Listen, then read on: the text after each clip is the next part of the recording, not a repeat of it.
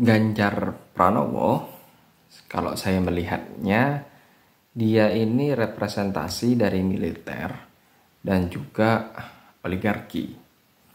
Kenapa saya menilai demikian?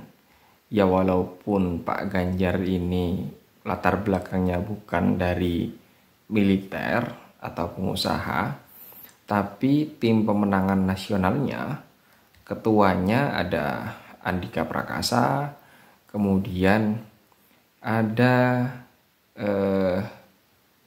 Arsyad Rajid yang mana dia ketua Kamar Dagang yang membawahi banyak pengusaha. Dan saya rasa nantinya kalau kemudian Pak Ganjar ini menang, ya mereka ini punya peran besar terhadap jalannya pemerintahan. Sama halnya dengan Prabowo. Saya masih belum tahu siapa wakilnya dan ketua tim pemenangannya. Tapi kalau Prabowo jelas dia mewakili atau representasi dari militer. Karena Prabowo ya dia backgroundnya seorang militer. Dan digadang-gadang dukungan Pak Jokowi itu lebih condong kepada Prabowo Subianto.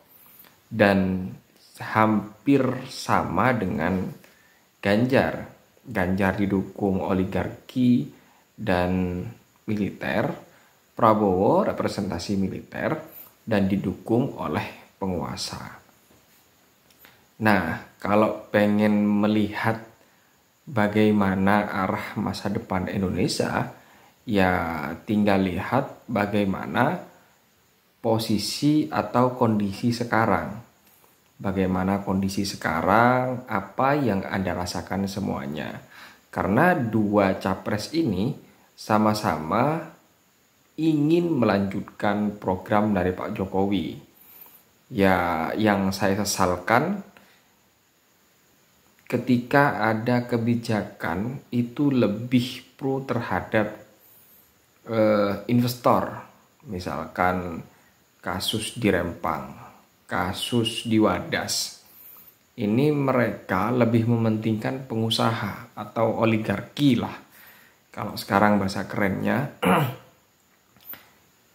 ya mungkin mereka yang selama ini berada di belakang Pak Jokowi. Atau mereka yang juga mendukung ketika Pilpres tahun 2019 dulu. Nah, bagaimana dengan Anies dan Muhaimin Iskandar atau Caimin atau disingkat dengan Amin. Nah, pasangan ini ya mewakili oposisi. Ya oposisi itu ya mewakili partai politik. Tapi kalau saya menilai mereka ini yang mewakili rakyat, mewakili masyarakat. Walaupun ketiga-tiganya jelas sama-sama mengklaim mewakili rakyat. Kenapa kemudian saya menilai Anies lebih mewakili rakyat? Saya tidak melihat kebijakan Anies waktu menjadi gubernur DKI Jakarta, dia melakukan penggusuran atau berpihak kepada investor.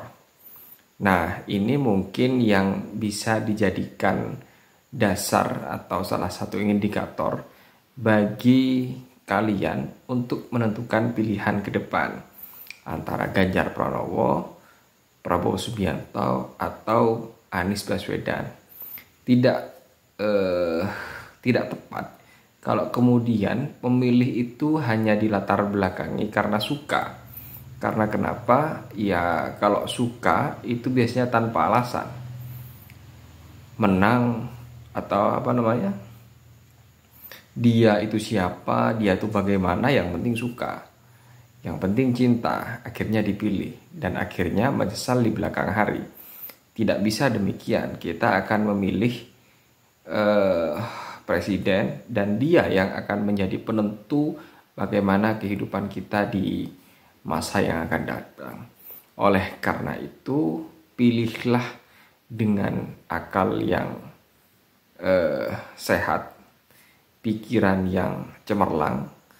Bagaimana bisa menilai, cari track recordnya dari masing-masing capres dan cawapresnya. Ya kalau memang itu pilihan yang paling baik, silahkan dipilih.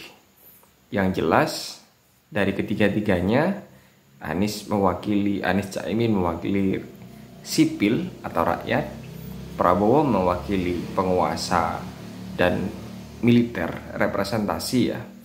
Kemudian Ganjar Pranowo representasi dari militer dan oligarki.